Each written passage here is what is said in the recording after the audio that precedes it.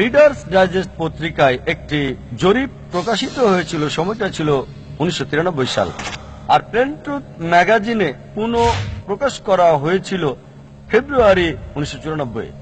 এই জরিপ পৃথিবীর প্রধান প্রধান ধর্মগুলোর বৃদ্ধির হিসাব পুঙ্খানুপুঙ্খ রূপে প্রকাশ করে 50 বছরের ব্যবধানে, 1934 থেকে 1984 পর্যন্ত। যে ধর্ম সবচেয়ে বেশি বৃদ্ধি পেয়েছে, 1 নম্বর অবস্থানে আছে, সেটা ইসলাম।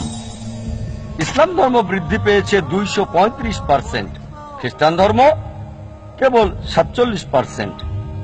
কোন যুদ্ধ সংঘটিত হয়েছিল 1934 সাল থেকে 1984 সালের মধ্যে, যেখানে হাজার হাজার মানুষ ইসলাম ধর্ম গ্রহণ করেছে? কোন তরবারি ব্যবহার হয়েছিল?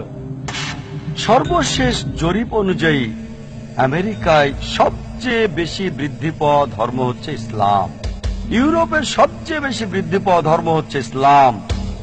পৃথিবীতে সবচেয়ে বেশি বৃদ্ধি পাওয়া ধর্ম হচ্ছে ইসলাম। কোন তরবারি হাজার হাজার আমেরিকানদের ইসলাম গ্রহণ করতে বাধ্য করেছে?